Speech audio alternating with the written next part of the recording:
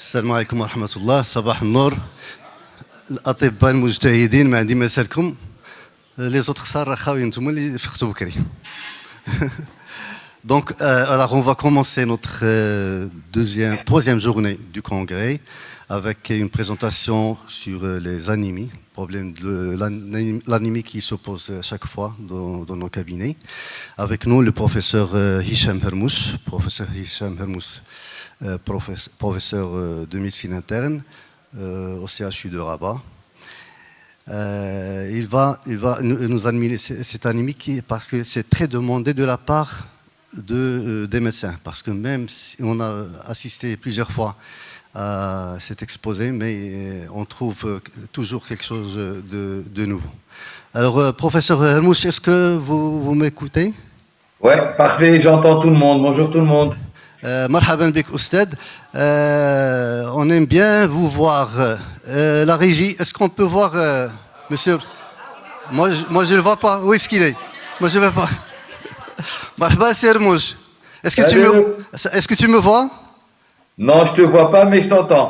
D'accord. Alors, il faut que Hermouche voit tout le monde, si c'est possible. Ouais, là je vois. Maintenant, ça va, c'est bon? Ouais, je vois Voilà. que la salle, il y a... Donc, je vais me mettre. 30%. Donc, on va vous donner la parole, professeur Hermouche, pour cette session des anémies. À vous la parole, professeur. Marhaban. Eh bien, merci beaucoup et vraiment, je suis vraiment désolé. J'ai l'habitude d'être avec vous en présentiel. Là, c'est... voilà, je suis vraiment désolé et j'ai une raison parce que j'ai le mariage de mon neveu aujourd'hui. Donc voilà, c'est pour ça que je suis resté à Rabat et c'est un mariage qui était décidé à la dernière. Alors, tout le monde est invité chez la famille de Hermouche. Donc, je vous dis, c'est à Salé, ça serait reste. Donc voilà, au palais des congrès de Srères. Alors voilà, donc ce qu'on m'a demandé, c'est que c'est toujours difficile, mais bon, on va essayer de faire en sorte de traiter l'anémie en cas clinique. Ça se prête vraiment en interactivité, ce type de présentation. Et j'ai déjà fait cette présentation, mais je l'ai un peu modifiée dans les cas cliniques que je vais mettre. Donc j'ai changé 3 cas cliniques par rapport à ce que j'avais présenté la dernière fois.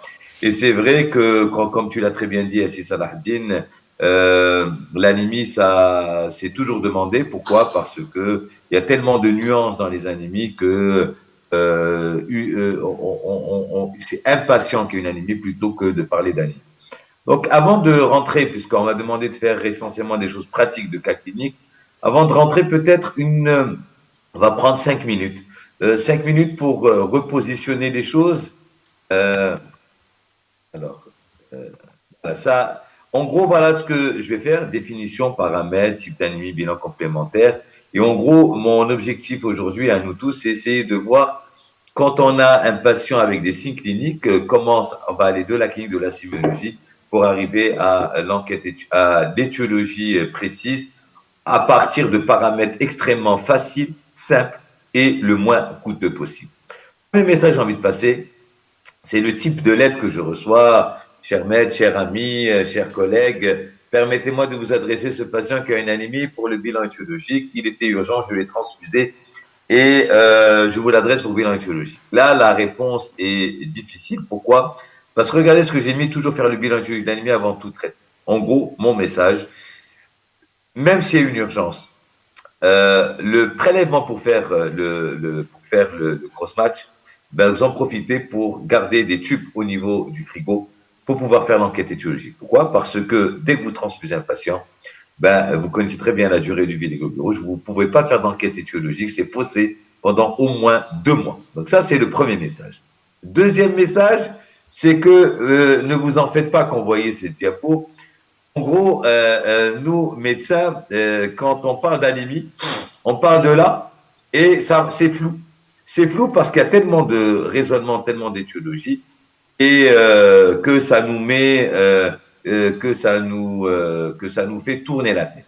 Et notre objectif aujourd'hui ensemble, c'est de partir de là, arriver ici à la fin, avec le plus simplement possible et le moins d'examens complémentaires. Ça va être notre challenge aujourd'hui que je vais essayer de vous partager avec vous mon expérience. En gros, Premier message. Anémie, c'est pas les globules rouges, c'est l'hémoglobine. Ça sert strictement à rien de voir les globules rouges. Pour la définition de l'anémie, il faut voir essentiellement l'hémoglobine. Et je vais vous dire quel est le seul intérêt de voir les globules rouges. Il y en a un seul dans une maladie qui est quand même assez fréquente chez nous, je vais en parler tout à l'heure. Et donc voilà, ça c'est le deuxième message que j'ai envie de passer. Ne parlez pas d'anémie sur le chiffre de globules rouges, mais plutôt sur le taux d'hémoglobine. Deuxième chose, ne faites aucun examen complémentaire quand vous avez une hémoglobine qui est basse. Vous savez très bien que l'hémoglobine, c'est entre 12 et 13 grammes par décilitre. La première chose que vous devez voir, c'est VGM et CMH. Rien d'autre. Vous n'avez rien à voir en dehors du VGM et CMH. Pourquoi? Parce que le volume globulaire moyen, la concentration corpusculaire moyenne en hémoglobine, c'est comme ça que vous allez pouvoir raisonner et hiérarchiser les examens complémentaires que vous allez faire. Et à partir de là, vous allez avoir 3 entités. Je vais essayer de voir avec vous de façon assez simple. Donc, en gros, vous m'avez compris, hémoglobine basse, VGM, CCMH, et on va avoir 3 entités que nous allons détailler ensemble. Première entité, c'est ce qu'on appelle l'anémie hypochrome microcytaire. Ça veut dire que hémoglobine basse, VGM bas, CCMH bas, anémie hypochrome microcytaire. Quand vous êtes là, là aussi, tout ce qu'on faisait avant, le FRC, les coefficients, etc., vous pouvez oublier, il y a un seul examen que vous allez faire, c'est la ferritine. D'accord? La ferritine, c'est une, comme on l'a déjà fait ensemble, c'est une protéine de l'inflammation. Et vous savez très bien que la ferritine, lorsqu'elle est élevée, ne peut pas témoigner de beaucoup de choses, mais quand elle est basse, c'est toujours une carence en fer. Donc ça, c'est vraiment quelque chose de très bien, parce que pour pouvoir parler de carence martiale, vous devez avoir ce taux de ferritine, donc hémoglobine basse, SMH bas et ferritine qui est basse. Et après, bien sûr, vous allez faire l'enquête étiologique. Alors, qu'est-ce qui se passe quand vous avez une ferritine normale? Alors, augmentée. Je vous ai dit que la ferritine est une protéine de l'inflammation. Donc, si elle est augmentée, pour pouvoir faire la part des choses, vous allez me faire une VS. Et si vous avez votre VS et votre ferritine augmentée, c'est une anémie inflammatoire. Voilà, c'est aussi simple que cela. Donc, avant de parler d'hémochromatose, de parler d'hyperferritinémie, attention, une augmentation de la ferritine. Et vous savez très bien que l'inflammation chronique donne une anémie. Quand est-ce qu'on voit les globules rouges? Voilà, et ça je m'explique et de façon simplement. Vous savez très bien que classiquement, le taux d'hémoglobine normal, c'est 12 grammes, qu'à 12 grammes d'hémoglobine correspondent à peu près 5 millions de globules rouges. Donc quelqu'un qui a 6 grammes d'hémoglobine doit avoir 2 fois moins de globules rouges, donc 2,5 millions de globules rouges. Et qu'on est d'accord sur cela. Donc, si vous avez une anémie hypochrome microcyte, il n'y a pas de carence martiale. Et ça, c'est l'erreur que font beaucoup de collègues, parce qu'ils traitent systématiquement toute anémie hypochrome microcytaire par du fer. La ferritine n'est pas basse, que la VS n'est pas augmentée, donc ce n'est pas une anémie inflammatoire. Vous allez voir les globules rouges. Si vous avez par exemple 6 grammes d'hémoglobine, donc une anémie, avec un taux de globules rouges à 4 millions, ça veut dire que ça ne suit pas. C'est-à-dire que les globules rouges sont augmentés par rapport à la baisse d'hémoglobine. C'est ce qu'on appelle une pseudo-polyglobulie microcytaire. Et ça, c'est une maladie qui se voit dans une maladie fréquente chez nous au Maroc, qui est la thalassémie, surtout les traits thalassémiques. Et dans ce cas-là, vous faites une électrophorèse de l'hémoglobine. Voilà, on a fini la première partie. Je répète encore une fois. Anémie par les globules rouges, hémoglobine. Hémoglobine basse, VGM, CCMH. Anémie hypochrome microcytaire, on fait ferritine. Basse, c'est une carence en fer, on fait un bilan étiologique. Si elle est augmentée, on sait que la ferritine est une protéine de l'inflammation. On coupe avec la VS. Elle est augmentée, c'est une anémie inflammatoire. Et c'est normal, on regarde les globules rouges. Si vous avez une pseudo-polyglobulie microcytaire, ça veut dire que vous avez des globules rouges qui sont augmentés par rapport à la baisse de l'hémoglobine. Vous faites électrophorèse d'hémoglobine. C'est une thalassémie. Voilà, j'en ai fini avec la première partie. Deuxième partie, c'est que vous avez une anémie normochrome normocytaire. Ça veut dire que le VGM et le CCMH vont bien et sont bien. Donc là, c'est pas le même raisonnement. VGM, CCMH normal. Là, qu'est-ce qu'on fait? On fait les réticulocytes.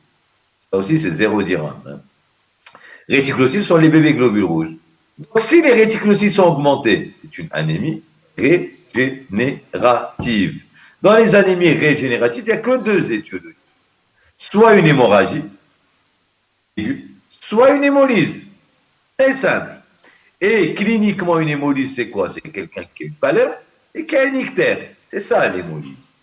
Donc, et les signes biologiques de l'hémolyse, c'est hémoglobine effondrée, LDH augmenté, bilirubine non conjuguée augmentée. Si le taux de risque est bas, dans ce cas-là, c'est une cause centrale. Donc, dans ce cas-là, je fais un myélogramme pour rechercher la cause. Donc, vous avez vu, c'est simple. L'anémie normochrome normocytaire, il y a un seul examen, c'est réticulocyte. S'ils sont au-delà de 100 000, c'est une anémie régénérative. Deux hypothèses, hémolyse, hémorragie. Si c'est anormal, et s'ils sont bas, on fait un myélogramme, et ça, c'est plutôt le travail du spécialiste, où on va rechercher, bien sûr, les atteintes de la moelle. Troisième solution, c'est les anémies macrocytaires. Ça veut dire VGM augmente. Dans les anémies macrocytaires, c'est la même chose que les anémies normochrome normocytaires. On voit les réticulocytes. Si les réticulocytes sont augmentés, c'est très simple. On va penser, bien sûr, s'ils sont augmentés, c'est hémorragie ou alors hémolyse. S'ils sont bas, à ce moment-là, ce qui change dans les anémies macrocytaires par rapport aux anémies normochrome normocytaires, une seule chose. Avant de faire le myélogramme, je vais doser vitamine B12 et acide folique. S'ils sont bas, c'est une anémie mégaloblastique, donc c'est ce qu'on appelle la carence en B12 en folique. S'ils sont normaux, je vais faire le myélogramme. Je répète depuis le début. Donc, anémie. Donc, hémoglobine basse. Je ne regarde jamais le globule rouge. Je fais une chose, VGM-CCMH. VGM-CCMH bas, anémie hypochrome microcytaire. Anémie hypochrome microcytaire ferritine. Bas, c'est une carence en fer. Si la ferritine est augmentée, je vois la VS. Si la VS est accélérée, ça veut dire qu'avec une ferritine augmentée, c'est une anémie inflammatoire. Si c'est normal, qu'est-ce que je vois? Je vois les globules rouges. C'est la seule situation où je vois les globules rouges. Et normalement, je prends un exemple, j'ai 12 grammes d'hémoglobine correspond à 5 millions. Ou si quelqu'un a 6 grammes d'hémoglobine, je dois avoir la moitié. Si j'ai des globules rouges qui sont plus élevés par rapport à la baisse d'hémoglobine, un exemple, quelqu'un qui a 6 grammes d'hémoglobine doit avoir 2,5 millions de globules rouges. S'il a 6 grammes d'hémoglobine, il a 4 millions de globules rouges, ça s'appelle une pseudo-polyglobulie microcytaire. Dans ce cas-là, je pense à la thalassémie et je fais bien sûr une trophorèse de l'hémoglobine. Anémie normochrome normocytaire, c'est un autre raisonnement. Ion macrocytaire, c'est la même chose. Réticulocyte, au-delà de 100 000, c'est une anémie régénérative. On fait deux étiologies, hémolyse ou alors hémorragie aiguë. Hémolyse cliniquement pâleur plus ictère et biologiquement aptoglobine effondrée, bilirubine non conjuguée augmentée, LDH augmenté. Si les réticulocytes sont bas, je fais directement un myélogramme, c'est que ça veut dire que la cause est centrale. Dans les anémies macrocytaires, c'est la même chose dans le raisonnement, sauf deux choses. On voit les réticulocytes. S'ils sont élevés, la même chose, anémie régénérative, hémolyse, hémorragie. S'ils sont bas, avant de faire le myélogramme, je vais doser la vitamine B12 et l'acide folique. S'ils sont bas, c'est une carence en B12 et en folique. Voilà. S'ils sont normaux, c'est seulement à ce moment-là que je vais faire le myélogramme. Donc, en gros, et je vais résumer tout ce que j'ai dit depuis le début. Dans le bilan d'une anémie, je n'ai pas besoin de beaucoup de choses. J'ai besoin de quoi? J'ai besoin de la ferritine, l'inflammation de la VS, la vitamine B12, les folates, bilirubine, aptoglobine, EDH et réticulocytes. Il y a une chose que j'ai envie de vous ajouter. C'est ce qu'on appelle le test de Coombs. Le test de Coombs, c'est quoi? C'est pour ce qu'on appelle les anémies hémolytiques auto-immunes. Et vous me suivez. On a dit que dans les hémolyses, elles existent dans deux situations. Soit dans les anémies normochrome normocytaires, soit dans les anémies macrocytaires. Les deux situations, c'est quand les réticulocytes sont augmentés. Il y a comme ça, frère. Anémie normochrome normocytaire avec réticulocytes augmentés, c'est une anémie régénérative. Je recherche une hémolyse par pâleur plus ictère, et je vois bilirubine, aptoglobine, LDH. Mais avant de rechercher le bilan de l'hémolyse, je dois m'assurer qu'elle n'est pas auto-immune. Pourquoi? Parce que si je transfuse une anémie hémolytique auto-immune, je crée une catastrophe. L'hémoglobine va encore plus baisser. Et comment on fait un examen? C'est le test de Coombs, ça prend 30 secondes. Si le test de Coombs direct est positif, c'est une anémie hémolytique auto-immune. Dans ce cas-là, plutôt que de transfuser, je vais donner des corticoïdes. Je vais l'adresser pour faire le bilan étiologique. La même chose pour l'anémie macrocytaire. J'ai dit que dans l'anémie macrocytaire régénérative, 2 étiologies, soit hémolyse, soit hémorragie. Si c'est une hémolyse, avant de rechercher les autres étiologies d'hémolyse, je fais le test de Combs direct. S'il est positif, c'est une anémie hémolytique auto-immune. Et dans ce cas-là, pour vous donner des corticoïdes, et le traitement, c'est des corticoïdes, il ne faut pas transfuser. Donc, pour terminer cette première partie, avant de rentrer dans les cas cliniques, je pense que je vous ai convaincu qu'il est impératif que le diagnostic ait lieu avant tout traitement, qu'il nécessite d'être toujours orienté par une enquête anamnestique et clinique soigneuse. C'est ce que je vais essayer de vous dire. Et les examens biologiques sont réalisés suivant un raisonnement méthodique. Donc, vous voyez, c'est assez simple quand on prend les choses comme ça. Et maintenant, je vais essayer de vous étayer cela, tout ce qu'on a dit à travers les cas cliniques que je vais essayer de vous passer. Alors maintenant, on va rentrer dans les premiers cas cliniques. Alors, est-ce que vous voyez? Allô? Oui, on voit bien, très bien. C'est bon? Très bien. Donc, je peux continuer parce que là, je suis en train de changer de diaporama. Premier. Alors, une seconde, comme ça, je mets en place le... Alors, premier cas clinique, patiente qui vient vous voir de 26 ans. Elle habite Tsaza, Sénat.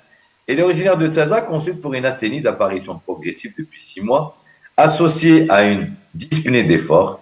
Examen clinique met en évidence une pâleur cutanéo-muqueuse sans ictère. Pourquoi j'ai mis pas d'ictère? Ça veut dire que si elle a une pâleur, elle y aurait eu un ictère, c'est quoi? C'est des signes d'hémolyse. On est d'accord. Donc, l'auscultation est normale. Et donc, je pense à une anémie parce qu'elle a une dyspnée, les signes d'anémie, donc dyspnée, asthénie, etc. Elle a une pâleur. Je fais une numération formule sanguine. Voilà ce que me montre ma numération formule sanguine. Donc, première chose, je vois l'hémoglobine. L'hémoglobine inférieure à 12 grammes. Donc, elle est à 10,5, donc c'est une anémie. Donc, ça, c'est la preuve. Regardez, je ne parle pas des globules rouges. C'est une anémie, qu'est-ce qu'on a dit? On voit VGM, CCMH. VGM bas, CCMH bas. C'est une anémie hypochrome microcytaire.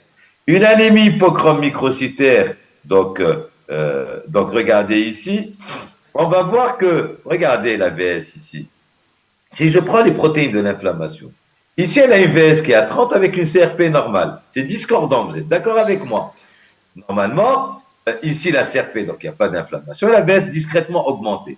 Pourquoi? Parce qu'elle a 26 ans, on dit que chez une femme, pour la VS, c'est l'âge plus 10 sur 2. Donc 26 plus 10, ça fait 36, sur 2, ça fait 18, et c'est un peu augmenté. Le message que j'ai envie de vous passer, c'est que l'anémie en elle-même peut faire monter un peu la VS, mais attention, elle ne dépasse jamais 60. Donc ça veut dire que quand vous avez une anémie, vous pouvez tolérer 30, mais si vous avez plus que 60 de VS, c'est que ce n'est pas l'anémie qui est responsable de la VS, c'est que probablement il y a un syndrome inflammatoire. Décrivez l'hémogramme, quelle est l'origine la plus probable de ces anomalies. Donc, cette jeune fille, donc, elle a une hémoglobine à 12, VGM bas, CCMH bas. Retenez également un autre message. Regardez ici, quand on voit cette jeune fille, il y a des plaquettes à 550 000. Retenez que dans les carences martiales, vous pouvez avoir des thrombocytoses modérées.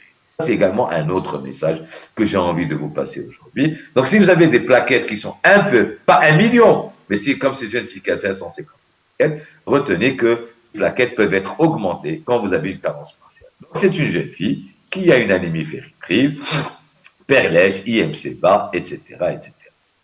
Alors, qu'est-ce qu'on fait? On a dit qu'il faut doser la ferritine. Voilà, donc on fait la hypochrome microcytaire. La ferritine, elle doit être effondrée, donc c'est cette fille, elle est effondrée. Mais regardez, cliniquement, voilà ce que j'ai envie de vous passer comme message. Amusez-vous à regarder tout d'abord les commissures labiales de vos patients. Quand vous avez une perlèche, regardez, ça c'est une perlèche, elle se voit dans 2 maladies. Soit l'anémie par carence en fer, soit dans les mycoses. Et ça, ici, ce qu'on appelle une poikilonichie, C'est un signe pathognomonique de la carence menstruelle. Donc, amusez-vous à voir les ongles de vos patients. Regardez, c'est des ongles qui sont striés ici. Regardez comme si ça part et ça descend. Voilà, ça s'appelle une poikilonychie. C'est un signe pathognomonique de la carence menstruelle. Donc, quand vous avez ça sur un patient sur ses ongles, vous n'avez pas besoin de doser la ferritine, vous savez que c'est une carence menstruelle. Est-ce que vous recherchez l'étiologie? Oui, c'est une jeune fille toujours digestive, trouble récent du transit, faites attention aux maladies inflammatoires chroniques de l'intestin, chronique CH, douleur abdominale, anti-inflammatoires, antécédents de cancer digestif. N'oubliez pas tout ce qui est gynécologique, c'est la jeune femme. N'oubliez pas bien sûr la nutrition, vous savez, et puis n'oubliez pas bien sûr les médicaments. Et peut-être un message, on parle beaucoup des buveurs de thé dans le contexte marocain, s'il vous plaît. Si vous avez une patiente qui prend 2 verres de thé par jour, ou là, 1 verre de thé dans toute ben ne lui interdisez pas de prendre son verre de thé. C'est vrai que le thé est un chélateur de fer. Pour que le thé donne une carence martiale, il faut que la patiente boive d'accord? Donc, si elle prend son thé, on fait le petit déjeuner, laissez-la prendre son petit déjeuner, décaler la prise de fer plus tard, ben là, l'après-midi, plutôt que le prendre le matin avec son thé. Voilà, c'est également un message en français. Alors, est-ce qu'on fait une endoscopie? C'est une jeune fille. Elle n'a pas d'antécédents, elle ne c'est pas obligatoire, d'accord, en première intention, ça peut être, en cas de mais on peut être amené, bien sûr, à faire le traitement, à faire une enquête étiologique. Alors, quel traitement on met?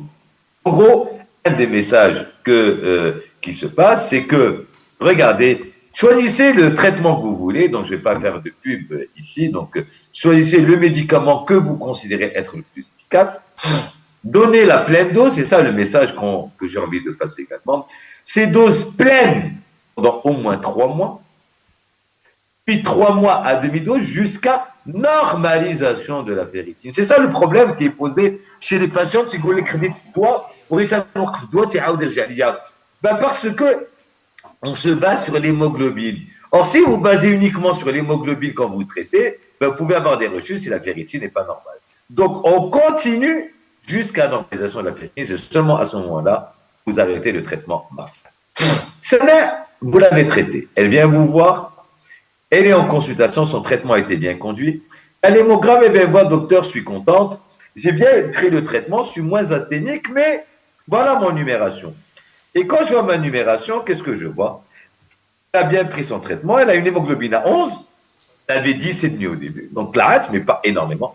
Elle est toujours microcytaire. La ferritine, elle est normale. Je vous ai dit que jusqu'à normalisation de la ferritine. Donc, je peux éventuellement arrêter mon traitement, mais vous êtes d'accord avec moi que son hémoglobine n'est pas parfaite. Quelle est l'hypothèse? Regardez ici.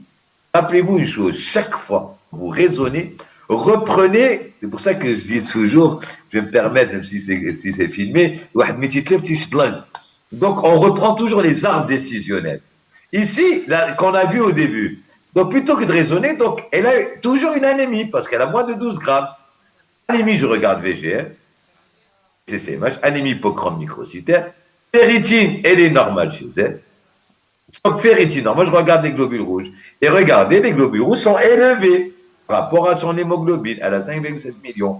Ça s'appelle une pseudopolyglobuline microcytaire. Donc, ça avait 2 choses. Elle avait une thalassémie et elle avait une carence martiale. Et donc là, il faut faire une trophoreuse d'hémoglobine. Elle avait une thalassémie. Voilà, j'en ai fini avec ce cas. Deuxième cas clinique, et ça peut être un peu plus rapide. Bon, je vais essayer de respecter le temps. Là, ce qui change par rapport au cas clinique tout à l'heure, c'est un homme de 78 ans. Donc 78 ans, donc c'est l'âge. Tout à l'heure, c'était Sana qui avait 26 ans, donc un sujet très jeune. Ici, il a 78 ans. Il vient vous voir parce qu'il a une dyspnée, il a maigri. Et vous faites une biologie, vous regardez, donc il a mes sujets âgés qui met hémoglobine qui est à 8, donc anémie, VGM, CCMH, je fais un VGM qui est normal, qui est bas, je veux dire à 72. Et ici, regardez la ferritine, comment elle est. Le problème de la ferritine, le message que je vous passe, c'est que la ferritine, elle a une tranche de normalité qui est large, puisque ça va de 30 à 300. Ce monsieur, il a 45. Il est normal. Mais vous êtes d'accord avec moi, il est normal basse. Il est normal basse. Et il a eu en plus une VS qui est, excusez-moi, c'est 75, mais si 60, 50, 75, donc il a une VS accélérée. D'accord? Lisez 75, mais si 55. Donc il a une VS accélérée, donc il a une inflammation. Ce n'est pas l'anémie qui est responsable de cette VS accélérée. Comment on raisonne chez ce patient? Il a une anémie hypochrome microcytaire. Si je fais ma ferritine, elle est normale, mais elle est normale basse, vous êtes d'accord avec moi? Et il a également une inflammation. Donc ce patient-là qui a un certain âge, qu'est-ce qui se passe? S'il n'avait pas d'inflammation, ce patient-là, est-ce que vous êtes d'accord avec moi? Je vous ai dit que la ferritine est une protéine de l'inflammation. Donc si la ferritine, si l'inflammation est là, c'est qu'elle a fait monter un peu la ferritine. Donc s'il n'y avait pas syndrome inflammatoire, la ferritine, probablement, elle était plus basse. Donc ce patient, il a deux choses. Il a une anémie inflammatoire. Il a probablement une carence martiale qui a fait monter la ferritine parce qu'il y a un syndrome inflammatoire. J'espère que vous me suivez. Qu'est-ce qui peut donner chez un sujet âgé une inflammation et une carence martiale? Vous êtes d'accord avec moi? Si tout à l'heure on a dit que dans le bilan étiologique c'est le tube digestif, c'est le cancer du côlon. Voilà également l'autre message que j'ai envie de vous passer, c'est que chez le sujet âgé, faites attention, le tube digestif c'est fibro-colo et également entéro-IRM pour rechercher des néoplasies. C'est le cancer digestif, faites très attention, même si la ferritine n'est pas très basse, mais si elle est normale basse avec un syndrome inflammatoire, c'est que probablement il y a un processus inflammatoire associé, bien sûr, qui peut être responsable d'une néoplasie, et donc c'est le cancer chronique. Et puis la question qui se pose, c'est l'actualité. On pourrait revenir tout à l'heure en discussion. Qu'est-ce qu'on fait? Quand est-ce qu'on donne le fer oral? Quand est-ce qu'on donne le fer injectable? Parce que maintenant il y a de l'actualité avec le fer injectable. J'y reviendrai tout à l'heure. Donc voilà, j'ai fini avec l'autre partie. Et on va continuer bien sûr avec les cas cliniques, avec le troisième cas clinique. Est-ce que vous voyez toujours? Oui, c'est bon, c'est bien. Très bien. Donc, je vais continuer avec...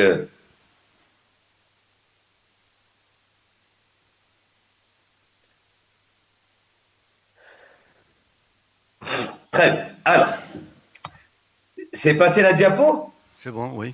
Ouais, très bien. Alors maintenant, on va aller dans... Pardon, Oustaz Hicham. Oui. C'est le cas clinique qui est sur l'écran. Là, normalement, on a là.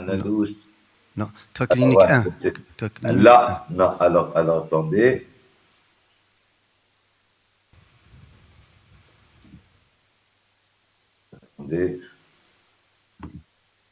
Maintenant? Cas clinique 3, c'est bon. Très bien. Alors, maintenant, on va aller dans une autre hypothèse. Donc, patiente, là aussi, qui a un certain âge, et vous dit, elle a 70 ans. On vous entend elle est en pas. très bon état général. Elle n'a aucun symptôme. Oustaz Hicham, répétez s'il vous plaît. Une patiente de 70 ans. Une patiente de 70 ans. D'accord, il y a un problème de connexion. Maintenant, vous pouvez parler. Allô? Maintenant. Oui. Allô? C'est bon. Vous entendez? Oui, d'accord. Hein? Très bien.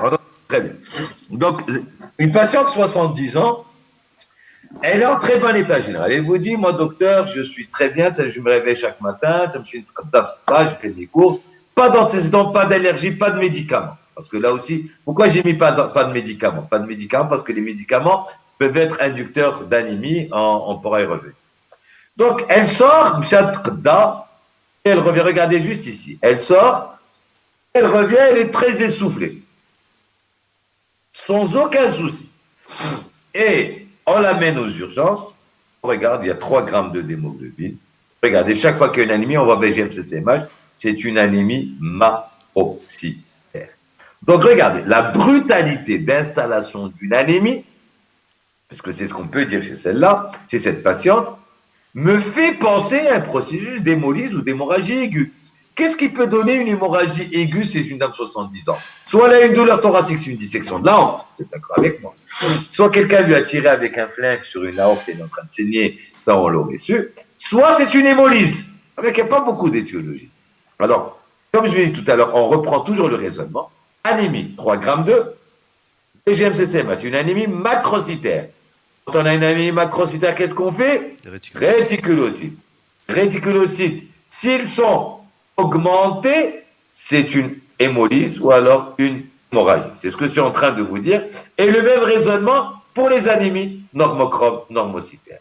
Je fais les réticulocytes, ils sont à 130 000. Donc, s'il vous plaît, quand vous avez, c'est ça les situations des patients à qui, voilà, exemple type, il est mort guéri, elle est âgée, on l'envoie aux urgences, il la transfuse parce qu'elle est âgée, elle a 3 grammes, et elle meurt, ce qu'il fallait, et elle est morte. Mais elle est morte parce qu'on l'a transfusée. En fait, ce type-là, voilà l'indication du test de Compsy. Voilà.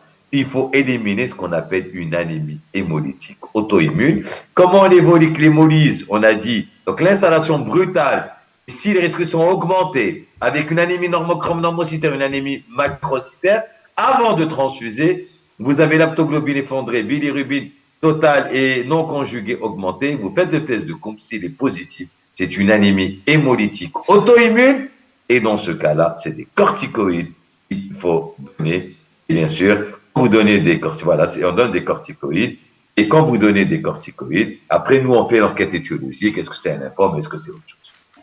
Quatrième cas clinique, donc je suis dans les temps, avant de parler, de vous passer de vrais cas cliniques, j'ai pris des vraies ordonnances de malades et vous allez voir qu'on va tout passer en revue. Un patient de 70 ans, je vous ai dit, même chose. Là, il était suivi parce qu'il avait, regardez en bas, suivez ma flèche, ne regardez pas la lettre. Il était suivi avant parce qu'il avait une anémie macrocytaire. Anémie à 6 grammes 3, macrocytaire. Réticulocytes, regardez comment ils sont. On a dit que quand on a une anémie macrocytaire, on regarde ce qui réticulocytes. Il y a un normochrome normocyte. Il y a comme ça. Ici, les macrocytaires. Je fais les réticulocytes. Regardez, les réticulocytes, ils sont à 3600. Ça veut dire qu'ils sont bas. Vous êtes d'accord avec moi? On a dit que si c'était une anémie normochrome normocytaire réticulocyte bas, on fait directement myélogramme. Mais ici, les macrocytaires. Quand elle est macrocytaire, avant de faire le myélogramme, qu'est-ce que je fais? On a dit qu'on fait dosage vitamine D12 et acide folique. Donc, ce malade-là était traité et sans amélioration. Ça veut dire que ce patient, le médecin qui le suit, c'est un vrai patient, donc c'est un patient qui était suivi, et donc le médecin n'avait pas dosé, il avait traité directement parce qu'il pensait qu'une anémie macrocytaire égale carence en B12, égale carence en acide folique. Oui, ça peut être carence, mais attention, c'est le sujet âgé. Donc ça rejoint ce que je vous ai dit, anémie macrocytaire A régénérative, il faut doser B12 folate. S'ils sont bas, on traite. S'ils sont normaux, on fait un myélogramme. Pourquoi? Parce qu'il y a une maladie qui est fréquente chez le sujet âgé, qui s'appelle le syndrome myélodysplasique, d'accord, où vous pouvez avoir les autres éléments qui sont normaux, et c'est le myélogramme qui pose le diagnostic. Donc voilà, j'ai fini avec cette partie. Donc vraiment, j'essaie de respecter le temps pour que je laisse le maximum de questions à la fin. Et puis maintenant ici, c'est Salah Haddad Tchouf Kounchi? Non, pas encore. Cas clinique 3. Là, donc j'ai arrêté. Alors, je vais une nouvelle. Et voilà, ça, c'est de vrais hémogrammes que je vous ai mis. Et là, tu vois, c'est bon? Non, pas encore. La régie. C'est la régie qui ne me suit pas. Hein. Ça va, c'est bon, c'est bon. Là, c'est pas ça ce que je veux. Alors, partager l'écran. Voilà. Partager. Est-ce que vous voyez K1? On attend. Oui, maintenant c'est bon. Il y a que cette avec hémoglobine 9,6. Oui. Très bien. Alors, maintenant, ça c'est de vrai. Alors maintenant, je vais vous demander un peu d'attention. D'habitude, quand je le fais en présentiel, je fais participer tout le monde, mais bon, on va essayer de faire en sorte. Et vraiment, je suis vraiment désolé de ne pas être avec vous. Et moi aussi, ça me manque parce que j'ai pris l'habitude depuis maintenant 16 ans que je suis chaque année avec vous. Excusez-moi, mais vraiment, c'est indépendant de ma volonté. Alors, voilà ce que vous allez avoir. C'est de vrais hémogrammes. Anémie, hémoglobine à 9,6, anémie. On a dit on va VGM. VGM ici, elle est comment? Élevée, 115. C'est une anémie macrocytaire. Quand on a une anémie macrocytaire, qu'est-ce qu'on fait? On voit les réticulocytes. Quand on voit ici les réticulocytes, ils sont à 13 000. Ça veut dire que les réticulocytes sont inférieurs à 120 000. Ça s'appelle une anémie macrocytaire arégénérative. Dans les anémies macrocytaires arégénératives, comme on l'a dit, on fait vitamine B12, acide folique, et quand ils sont normaux, on fait le myélogramme, c'est le syndrome myélodysplasique. Voilà, c'est ce que j'ai mis ici.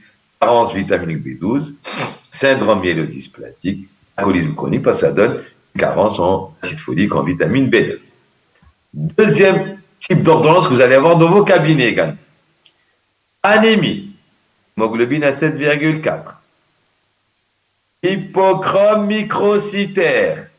Devant une anémie hypochrome microcytaire, qu'est-ce qu'on dose? On dose la ferritine. On est d'accord avec, on est ensemble. Je vous ai dit qu'en général, les globules rouges, on ne les voit pas pour poser le diagnostic, c'est juste pour voir s'il y a une concordance entre le taux d'hémoglobine et les globules rouges. Ici, on voit bien que 3,2 millions de globules rouges correspond aux 7,4 grammes d'hémoglobine. Ce n'est pas une pseudopolyglobulie microcytaire, donc ça ne peut pas être une thalassémie. Donc ici, quelles sont les hypothèses? C'est la ferritine, soit une anémie ferriprive, soit une anémie inflammatoire, d'accord? Mais dans ce cas-là, je dois faire VS et CRP pour dire qu'il y a une anémie inflammatoire. Troisième clinique, hémoglobine à 7,4, donc c'est une anémie.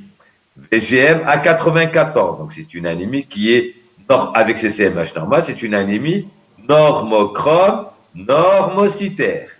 Quand on a une anémie normochrome normocytaire, on a dit qu'est-ce qu'on fait? On regarde réticulocytes.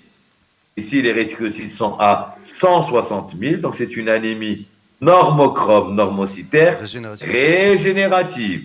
Dans les anémies normochrome normocytaires, c'est régénérative.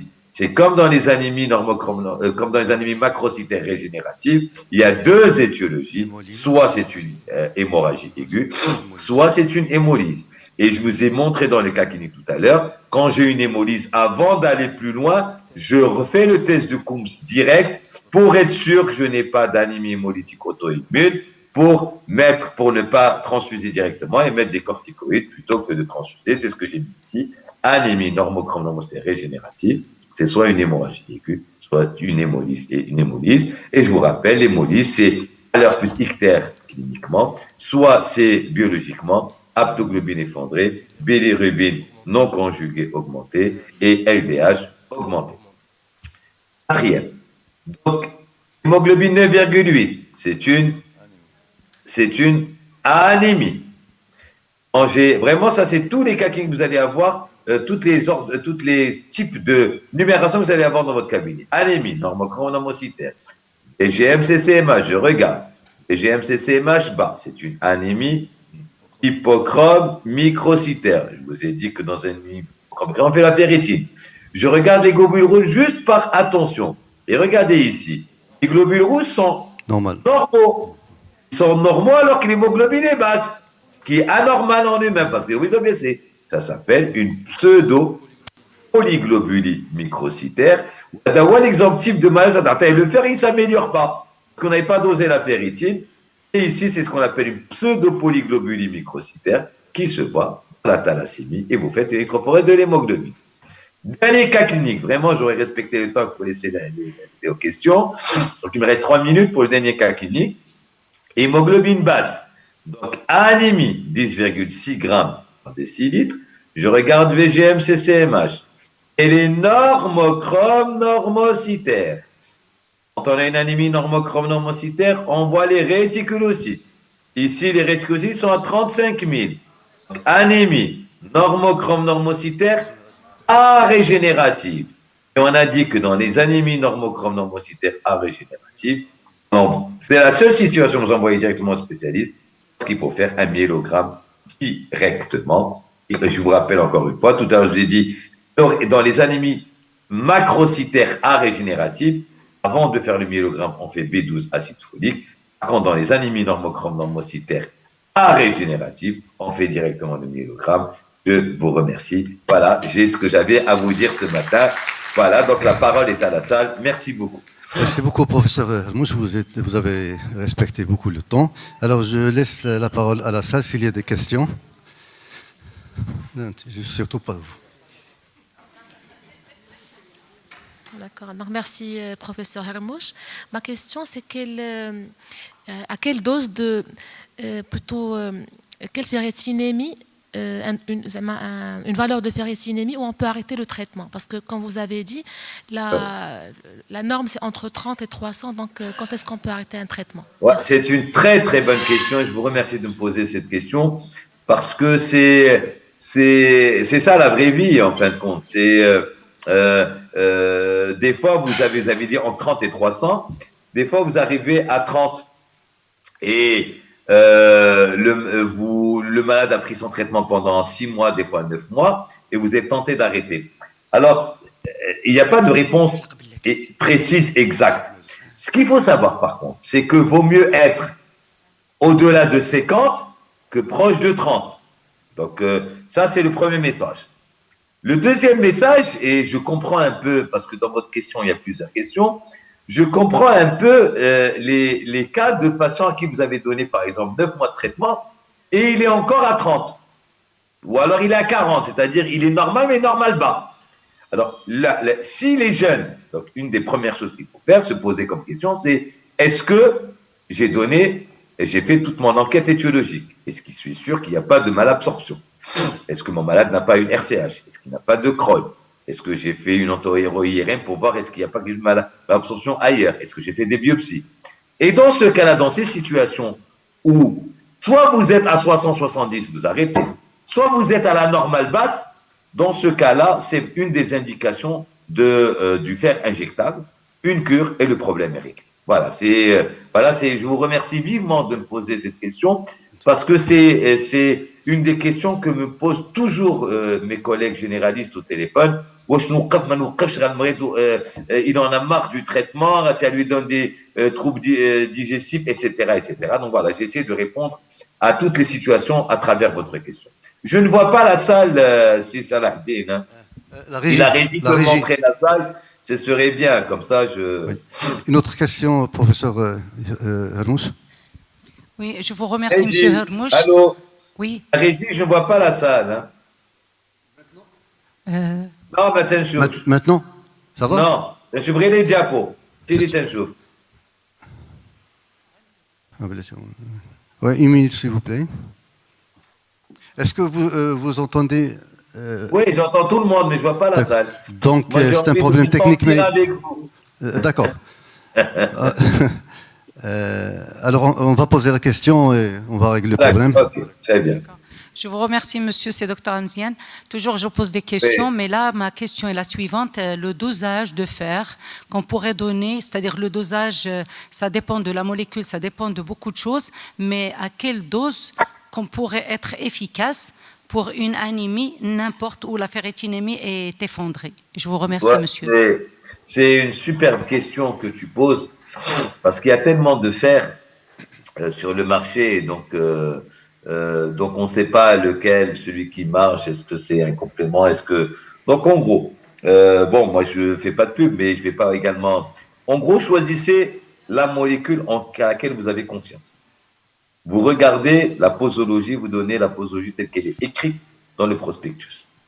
L'autre message également, c'est que initialement, vaut mieux, là je vois toujours rien, hein, initialement, vaut mieux associer de la vitamine C, au moins 15 jours à un mois. Pourquoi? Parce que ça permet de booster donc l'absorption et d'améliorer l'absorption du traitement que vous donnez et d'augmenter très rapidement le taux d'hémoglobine. Donc, à ma question, donc on aurait été peut-être en présentiel, mais là, comme c'est filmé, je suis obligé de faire attention à ce que je dis. Peut-être que je vous aurais donné ce que je fais, mais choisissez la molécule en qui vous avez confiance, regardez la fiche poso et donnez la posologie telle qu'elle est écrite. Parce qu'il y en a certains qui font 1 comprimé, d'autres qui font 3 comprimés, il y en a certains qui font 2 comprimés. Et donc, voilà, donc ce n'est pas une dose standard pour toutes. C'est la dose pour chaque molécule qui est écrite dans le prospectus. Voilà. Merci, professeur Hermouche, toujours présent. Ma question, s'il vous plaît, en cas de maladie de Biermer, on prescrit la vitamine B12 et la vitamine B12 n'existe pas, je crois, au Maroc, il y a hydroxo. Hydroxo 5000, il y a des médecins internistes qui prescrivent l'hydroxo. Ces derniers temps, j'ai vu une ordonnance, il y a un médecin qui a prescrit hydroxo par voie orale. Est-ce que c'est faisable? Merci. C'est une superbe question que vous venez de me poser. Déroulez à la salle. Bon, je préfère voir la salle plutôt que de me voir moi. Voilà, j'ai envie de vous voir. Voilà, donc, alors, c'est une superbe question. Donc, c'est bon. Je vais essayer. Ouais, c'est bon. Je vais essayer de répondre à cette question parce que dans votre question, il y a plein de sous-questions et je vais profiter de votre question pour vous faire une panoplie. En gros, anémie macrocytaire, dosage B12 formidable. Premier message, toute carence en B12 n'est pas égale à Biermer, qu'on soit clair. Le Biermer, c'est la présence, c'est une maladie auto-immune, la présence d'anticorps antifacteurs intrinsèques. Avant de, si vous voulez avoir la confirmation que c'est un Biermer, si vous avez une baisse de la vitamine B12, ne donnez pas de l'hydroxo avant de faire les anticorps, parce que l'hydroxo peut fausser la positivité des anticorps. Donc, faites le prélèvement, anticorps, antifacteurs intrinsèques, moins les cellules pariétales. S'il y en a un qu'il faut choisir, faites anticorps, antifacteurs intrinsèques, ou donnez votre hydroxo. Parce que si vous donnez votre hydroxo avec des anticorps, si c'est positif, vous ne savez pas si c'est un Biermer ou là si c'est faussement positif secondaire à l'hydroxo que vous avez donné. Premier message. Deuxième message, faites attention quand vous avez une carence en B12 au tube digestif, est-ce qu'il n'y a pas de néoplasie de l'estomac? Parce que c'est au niveau du fundus, vous le savez très bien, aussi bien que moi, c'est là où ça se passe. Et puis la troisième question qui répond à la vôtre, l'hydroxo, quand vous avez un Biermer confirmé, vous allez donner de la vitamine B12 par voie injectable. L'hydroxo, c'est de la vitamine B12, c'est juste qu'elle est surdosée. Ailleurs, on a d'hydroxo 1000, au Maroc, on a 5000 gamma. Quand est-ce qu'on donne de l'oral à la place de l'IV? C'est une superbe question. Il y a un syndrome qu'on appelle un syndrome de non-dissociation de la vitamine B12. D'accord? C'est dommage, j'ai pas le temps, puisqu'on n'est pas en présence pour faire toute la physiopathologie de cela. Quand vous n'avez pas un Biermer, vous avez des malabsorptions qui peuvent induire une carence en B12. L'exemple type, c'est l'Helicobacter pylori, comme vous avez HP, d'accord? Ou alors quand vous prenez des IPP, des patients qui prennent des IPP au long cours, et dans ces situations-là, indique l'ampoule qui est faite pour être en injectable peut être donnée par voie orale, ça donne la même efficacité. C'est ce qu'on appelle le syndrome de non-dissociation, mais ne donnez pas la vitamine B12 orale dans le Biermer. Il faut être sûr que vos anticorps sont négatifs. Voilà. Et je te remercie. C'est une super question que vous avez posée. Et c'est une nouvelle entité. C'est ce qu'on appelle le syndrome de non-dissociation de vitamine B12. Et puis, un grand coucou à ces baradas que je vois. Et voilà. Donc, voilà pourquoi je voulais voir la salle. Et voilà. Et un grand coucou à tout le monde. Voilà. Merci beaucoup, professeur Hermouche. Au nom de tous les médecins, on vous remercie de votre exposé qui est très simple. Et les messages sont bien passés, alhamdoulilah. Merci et à la prochaine. Au revoir. À tout à l'heure, Inch'Allah. Merci beaucoup.